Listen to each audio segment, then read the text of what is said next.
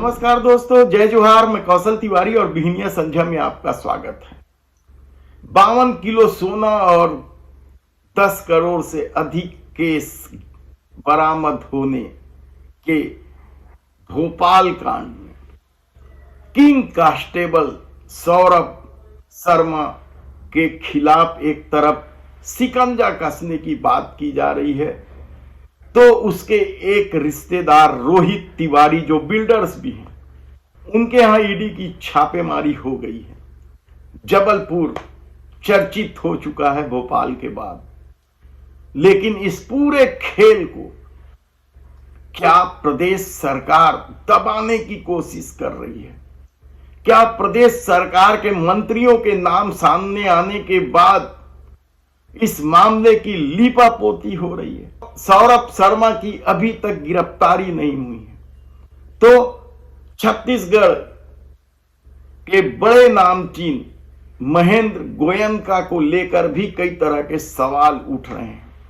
और इस बीच खबर यह भी है कि जैसे ही डबल इंजन की सरकार, मध्य प्रदेश में भी डबल इंजन की सरकार, उनके कुछ मंत्रियों के नाम सामने आने, अधिकारियों के नाम की संलिप्तता की खबर से प्रदेश सरकार की नींद उड़ गई और उसने आनंद फानंद में लोकायुक्त में पदस्थ और इस जांच टीम के महत्वपूर्ण अंग माने जाने वाले 4 डीएसपी, आधा दर्जन से अधिक इंस्पेक्टर और 24 कांस्टेबलों को आनंद फानंद में स्थानांतरित कर दिया, यानी उनका तबादला कर दिया गया। जिन डीएसपी का तबादला किया गया उसमें प्रवीण नारायण, बसंत श्रीवास्तव, राजेश खेड़े और प्रमेंद्र कुमार सिंह के नाम हैं। ये लोग इस पूरी जांच टीम में लगातार सौरभ शर्मा और उनके परिवार पर दबाव बना रहे थे, लेकिन हटा दिया गया। उसी तरीके से जिन इंस्पेक्टरों को हटाया गया उसमें मयूरी गौर, नीलम पटवा, भूपेंद्र दीवान, राजेश मोहरिया, आराधना डेविस, जिया उल हक, इसके अलावा भी कई तबादले किए गए हैं जिसमें 24 कांस्टेबल भी शामिल हैं। हालांकि सरकार सीधे यह नहीं कह रही है कि वह इन जांच में लगे अफसरों को हटा रही है, बल्कि उसने ये कह दिया है कि 3 साल से अधिक पदस्थ थे उन अफसरों को हटाया जा रहा है। लेकिन हकीकत क्या है? क्या मंत्रियों की संलिप्तता, सत्ता से जुड़े खास अधिकारियों की संलिप्तता की वजह से यह तबादला किया गया? और इसे लेकर बड़े सवाल उठ रहे हैं। जिस तिवारी बिल्डर्स के खिलाफ ईडी ने छापे की कार्रवाई की है, कहा जा रहा है कि वह भी यही मामला है। तिवारी और सौरभ शर्मा के बीच जीजा साले का संबंध है। और ऐसी परिस्थिति में जब एक तरफ देश के प्रधानमंत्री नरेंद्र मोदी जगह जगह घूमकर कहते हैं कि न तो खाऊंगा न खाने दूंगा, भ्रष्टाचारियों को उल्टा लटकाकर सीधा कर दूंगा, और दूसरी तरफ जिस तरीके से मामला सामने आया है, हमने पहले भी आपको बताया कि किस तरीके से छत्तीसगढ़ के भी बड़े खनिज कारोबारी महेंद्र गोयनका का नाम भी सामने आ गया। और कहा जा रहा है कि महेंद्र गोयनका ने भोपाल, इंदौर, ग्वालियर जैसे जगह में बेशकीमती जमीनों पर इन्वेस्ट किया है।